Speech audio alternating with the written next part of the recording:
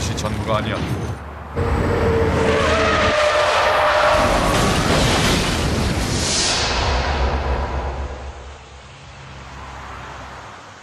사고는 29정 추돌로 이어졌다.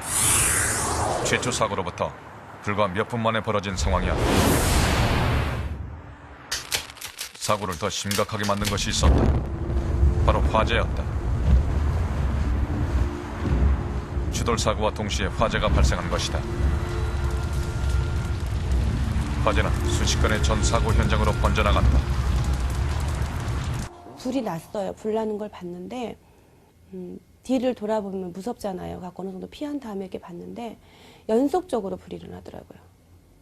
처음 조그맣게 시작을 했는데 막 그 어디에 붙는 건지 모르지만 막 뭐 폭발하는 것처럼 불이 막 확 일어나더라고요. 흘러내린 기름을 따라 불길은 순식간에 번져나갔다. 곳곳에서 폭발도 발생했다. 걷잡을 수 없는 불길이었다.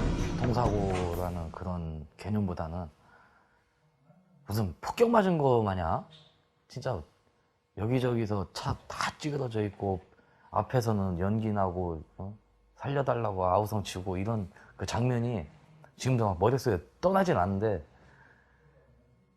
완전 그 아수라장 있잖아요. 우리가 무슨 책에서 봤듯이 그 지옥 그림 같은 거 완전 그런 상황이에요, 거기가. 순식간에 번진 화재는 사고를 대형 참사로 키웠다. 운전자와 탑승객 중에는 불길에 휩싸인 차량에서 탈출하지 못한 사람들도 있었다.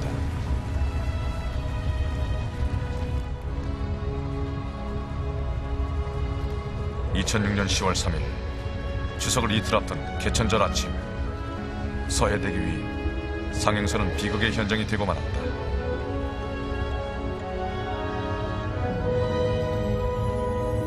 29대의 차량이 일으킨 연쇄 추돌 사고. 이 사고로 12명이 목숨을 잃었고 50명이 부상했다. 대참사였다.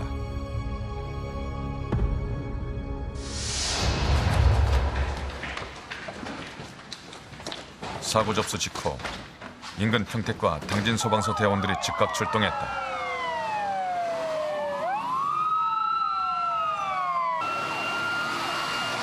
그러나 이들의 출동은 곧 어려움에 봉착했다. 평상시 같으면은 이제 한 10분이면 그 현장까지 갑니다, 저희가. 근데 톨게이트 빠져 나오면서부터 아예 안 보이니까요.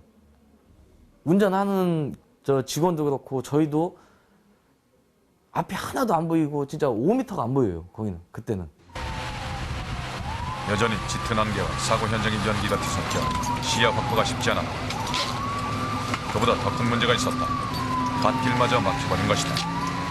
서해대교 입구서부터 대규모 아주 크고 작은 사건들이 한꺼번에 일어났기 때문에 갓길도 전명됐고 수많은 차량들이 뒤엉킨 상태였습니다. 서해대교 전체가. 멀쩡한 차도 그 앞에서 막고 있는 거예요. 저희 구주차가 갈 수 있는 길을. 또 구주차가 가면은 그 뒤를 또 일반 차량이 또 뒤로 저희가 소방차나 구급차나 계속 오게 그걸 길을 열어줘야 되는데 또 바로 또 우리 구주차 따라오면 빨리 갈 줄 알고 뒤따라오는 차들이 또 많았어요, 그때.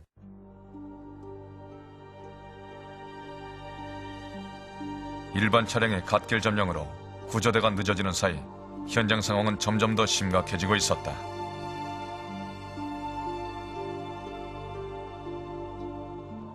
앞에서부터 장비를 꺼내가지고 이제 진입을 차가 못 가니까 장비를 꺼내가지고 한 명씩 이제 큰 사고 난 그 인명구조를 하다가 보니까 어느덧 그 무거운 장비를 들고 거기까지 그 화재 최종 사고 난 지점까지 간 겁니다, 저희가. 나중에 뒤돌아서 이렇게 딱 보니까 그 거리가 한 1km 정도 되더라고요.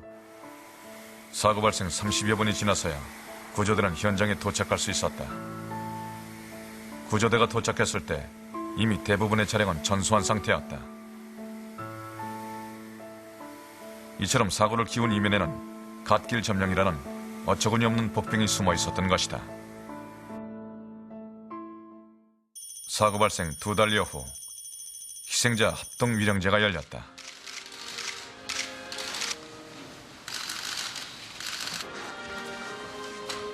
유가족 중에는 어린 아들을 잃은 부모도 있었다.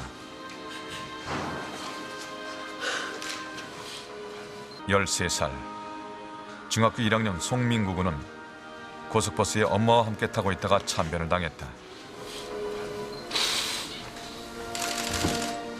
구조는 됐지만 저희 병원에 도착하는 시간까지가 한 사고 나고부터 한 50분 걸리면서 그 병원에는 이미 심장이 멎은 상태로 도착하게 됐었거든요.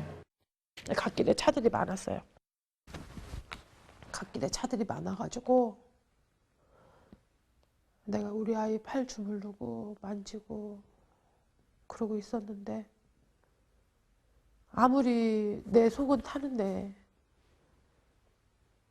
아무리 기사가 사이렌을 울리고 마이크를 해도 진짜 움직임이 차가 그대로 서서 움직임이 없는 거예요. 갓길마저 막혀 부상자를 실은 구급자조차 현장을 벗어나기 어려웠다. 피 질질 흘리고 이마 다 터져가지고 난리인 데가 아이 안고 다녀서 온몸에 피범벅인 데가 내려가서 욕도 했던 것도 같고 막 그러면서 막 사람 죽게 생겼는데 차 좀 빼봐 막 자기네 차 이렇게 다칠까 봐 그러고 하니까 막 그때는 갓길이 막혔다는 건 알지만 갓길 때문이 문제가 아니라 움직이지 않는 차들이 너무 서운하니까 하고 막 좀만 붙이라고 막 그러면서 막 이렇게 소리 지르고 제가 막 그랬어요. 갖고 좀 움직여서 갈 수 있어 또 가고 내가 한 2번 내지 3번 내렸던 것 같아요. 이 사고의 사망자는 모두 12명. 느닷없는 사고로 인한 안타까운 죽음이었다. 갓길만 열려 있었더라면 줄일 수 있는 희생인지도 모른다.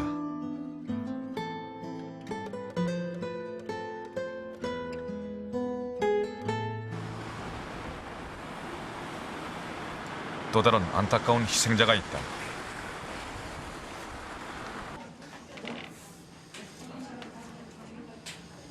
어렵게 보행 연습을 하고 있는 조말레 씨. 사고 당시 다리를 잃고 의족에 의지한 채 지금까지 재활훈련에 매달리고 있다.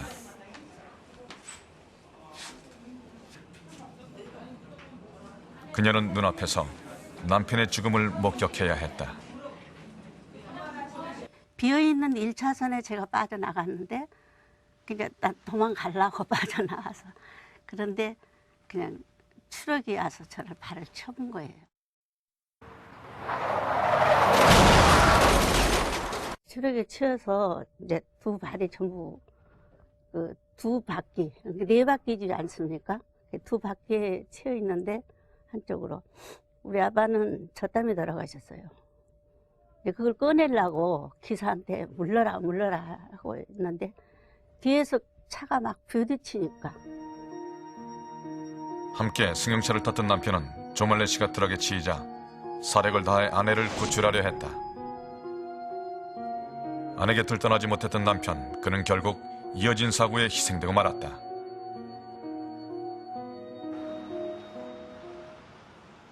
사고 발생 10여일 후 사고 조사를 위한 현장 검증이 있었다.